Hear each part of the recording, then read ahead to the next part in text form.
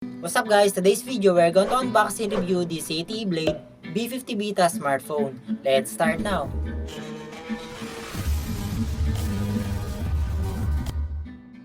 This phone have color variants of gold, blue, and black, and it's one of the cheapest for the ZTE brand lineups. Let's see if this one is a desirable option you maybe consider and test it for games.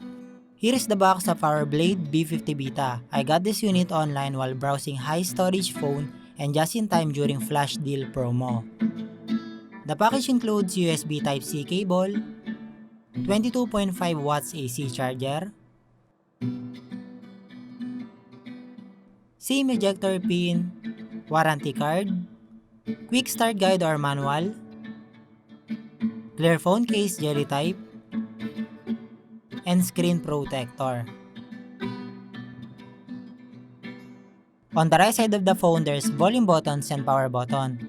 This includes with a fingerprint sensor. On the left side is a SIM card SD card slot. This is a hybrid slot, either dual SIM card or one SIM plus micro SD. The top side doesn't have ports or buttons, and on the bottom side have speaker, Type-C port, microphone, and 3.5mm jack. On this rear side of the phone, have 50 megapixel main camera as well as flashlight. The material on this side of B50 Vita is a plastic back panel but with a nice denim texture, and it seems color bluish with this black variant I've chosen. We are done on the parts of the phone. Now let's start the Android to check the specs and let's play some games.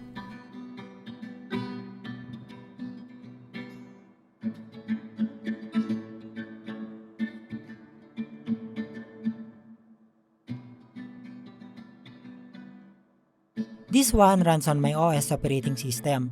I already set up the phone. It is somewhat stock OS with few pre-installed apps.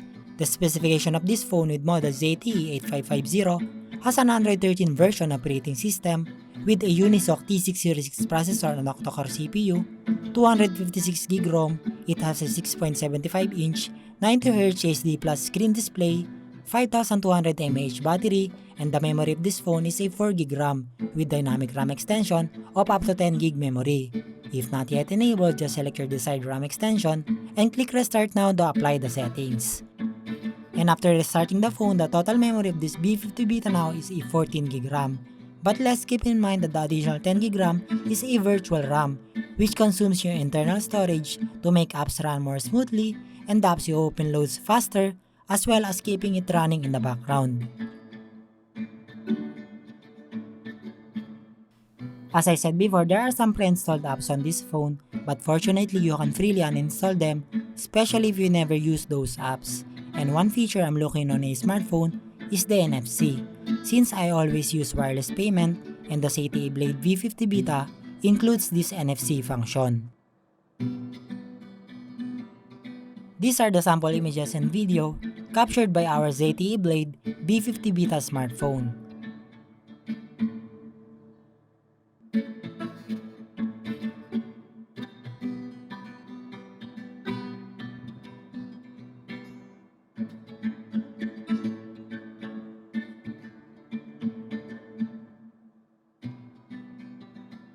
The camera of this B50 Vita is a superb camera for a 50 megapixel variant with higher dimensions for each file, a vibrant color especially for close-up images, and balanced exposure ISO in low light conditions, as well as nice selfies even though you only use the default settings for taking pictures.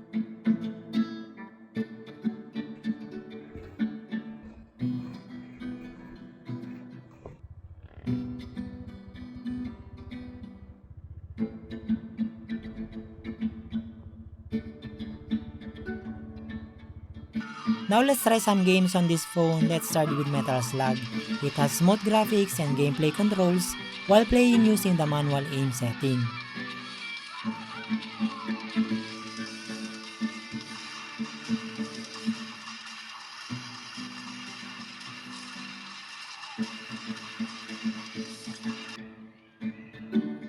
In Diablo Immortal, medium settings 30 FPS, playable gameplay.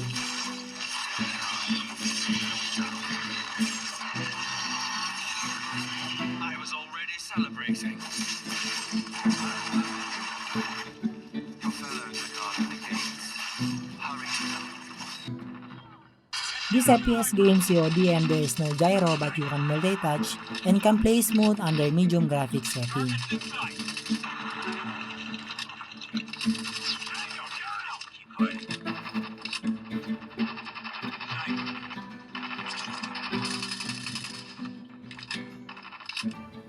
In Wild Rift, you can play around medium to high setting with 60 to 90 FPS frame rate and still that is smooth gameplay with not too hot phone temperature.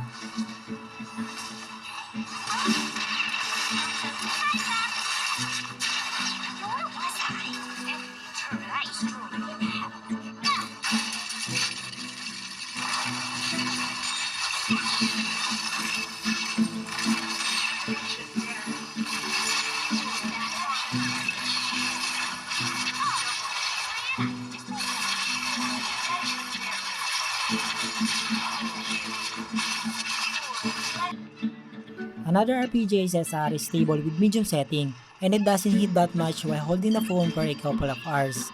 But if you grind too much on this game, I suggest you set with lower graphics for more stability and for better battery life.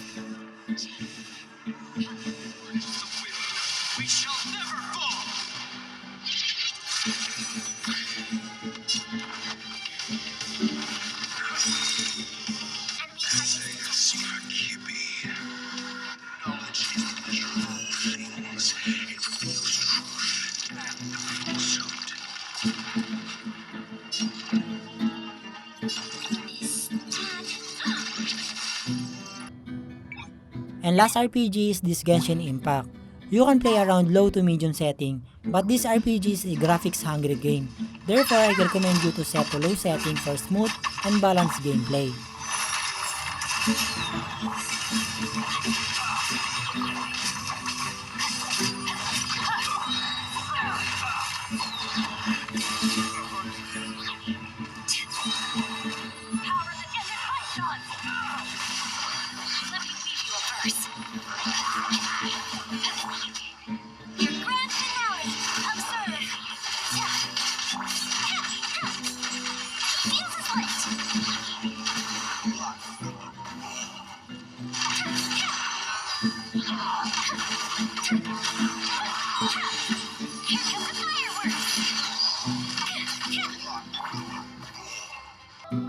And here's the Antutu benchmark results of ZTE Blade V50 Vita smartphone.